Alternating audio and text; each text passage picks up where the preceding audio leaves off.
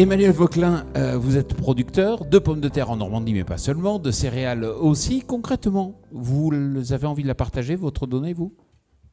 Moi, ça ne me dérange pas de partager la donnée à partir du moment où il y a création de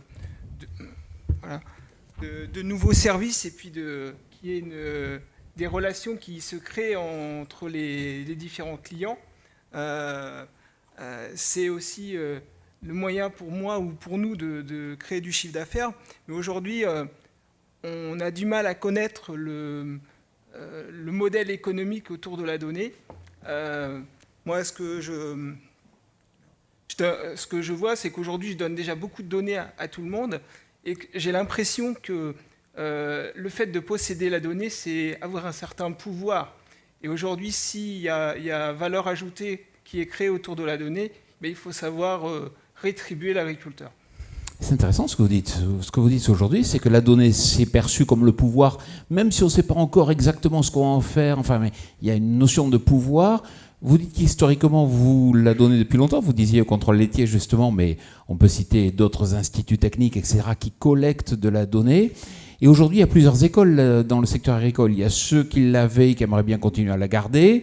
Il y a ceux qui disent on va l'utiliser, on va mettre de la valeur ajoutée. Et puis il y a ceux qui sont très libéraux là-dessus. C'est quoi votre vision ? Vous êtes prêt à la laisser passer du moment qu'elle a la valeur ajoutée ? Oui, je suis tout à fait prêt à la laisser passer. Si moi j'y retrouve mon compte, si derrière on me rétribue pour le fait que je donne ma donnée, il n'y a pas de souci, je suis prêt à la partager. Par contre, moi je m'interroge quand même sur une chose, c'est notre donnée, elle est stockée où et elle va où ? Ah, la souveraineté numérique. Cédric ? Tout le monde y voit clair là-dessus ?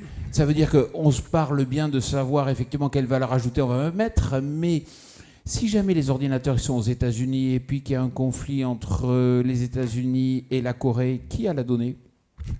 Bon, il nous faut des solutions de stockage, de processing, de traitement des données européennes tout au long de la chaîne, à la fin.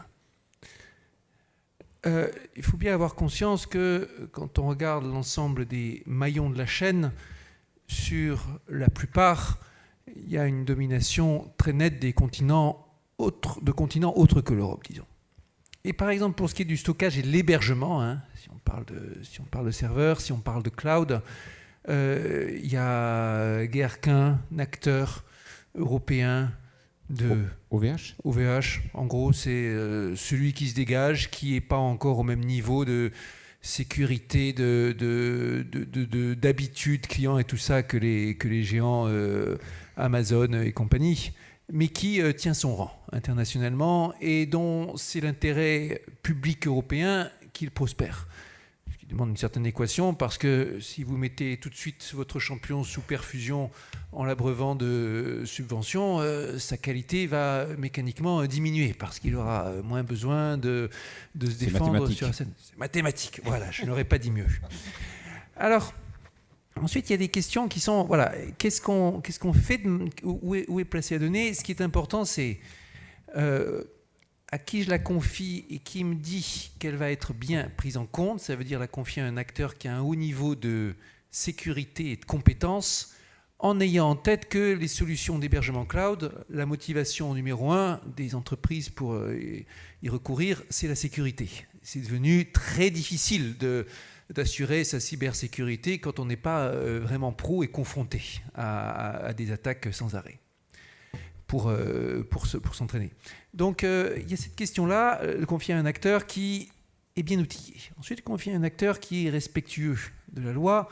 Et il y a eu une évolution majeure il y a quelques semaines dans la loi, en tout cas dans le règlement européen qui s'est appliqué, c'est le règlement général de protection des données, qui garantit des principes fondamentaux avec à chaque fois des référents, des responsables sur la sécurité des données, sur l'usage des données qui sont nommés dans les entreprises, le droit à l'oubli, le respect de la vie privée, le fait qu'on utilise vos données que s'il y a consentement. Si vous donnez vos données aujourd'hui, vous savez que si l'entreprise utilise vos données pour faire un truc que vous n'avez pas prévu, elle est hors la loi. Et les amendes sont lourdes. Bon. Donc là, il y a dans la loi quelque chose qui a été bordé aussi. Maintenant, le vrai problème délicat, c'est celui des modèles économiques et liens de confiance. Et cette chose a donc il faut bien avoir conscience qu'il y a cette question paradoxale de la donnée. Ma donnée, toute seule, n'a aucun intérêt pour un algorithme de big data. Aucun. Mise dans un pool, elle se met à être intéressante parce qu'on peut commencer à faire de la statistique. C'est que quand on a le pool qu'on peut en tirer parti. Alors comment faire ? Là, une bonne analogie, je pense, comment faire par exemple pour avoir les bonnes compensations, rétributions et qui sait quoi. Dans le domaine des données personnelles, qui est un sujet plus sensible que celui des données professionnelles, enfin les données secteurs, il y a eu le débat et même certains, y compris parmi mes collègues, proposant d'évoluer vers des modèles de tarification des données personnelles. Je confie mes données à un acteur et puis j'obtiens une rétribution en échange, qui me semble poser bien plus de problèmes que d'avantages. En premier, parce que comment on va calculer la valeur, ça va dépendre du moment, on ne sait pas ce qu'on cherche a priori. En second, parce que données privées, c'est quelque chose de très personnel et ce qui choque, c'est quand quelqu'un en tire un bénéfice financier sans qu'il y ait de retombées pour nous, mais si on le financiarise nous-mêmes, c'est comme si on vendait une partie de soi, en tout cas des informations personnelles. Et là, vous pensez à Gaspard Koenig, pour être très clair. Gaspard Koenig, oui, et puis quelques-uns qui sont... C'est un courant respectable, intelligent, mais je pense vraiment que ça pose beaucoup plus de problèmes que ça n'a d'avantages. Et je pense qu'il y a une bonne analogie à tirer avec l'assurance, même si ce n'est pas les mêmes finalités. L'assurance, c'est aussi quelque chose qui n'a de sens que quand c'est collectif. C'est un partage de quelque chose qui est subtil, qui est le risque.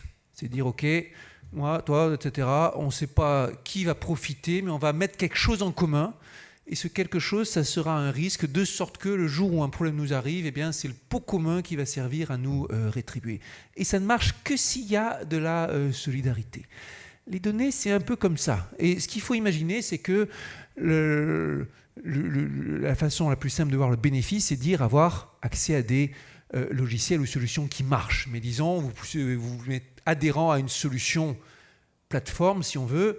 La plateforme s'occupe, selon des conditions de sécurité, ce qu'on veut, de tirer parti de ce que vous êtes beaucoup à participer. Il y a un avantage qui arrive au sens où vous pouvez utiliser les outils qui en résultent, mais c'est que le fait que vous participiez à une expérience collective qui apporte cette possibilité.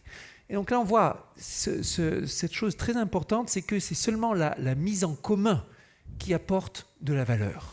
Fabrice, vous souhaitiez réagir ? Il y a le bien commun et la mise en valeur, la mise en commun des données qui apportent une forme de valeur. On revient après à la problématique de l'entreprise qui, elle, se dit, mais à la fin, moi, j'ai un coût de production. Et donc, il faut que ce coût de production, j'ai un retour sur investissement qui soit plutôt dans mon année, mon année de trésorerie, et pas peut-être un service qui va arriver plus tard. Donc, pour nous, il y a deux niveaux de valorisation des données. Il y a une valorisation, on va dire, long terme, construction commune, mise en commun des données, pour qu'en fait, il y ait une production intelligente sur la quantité de données.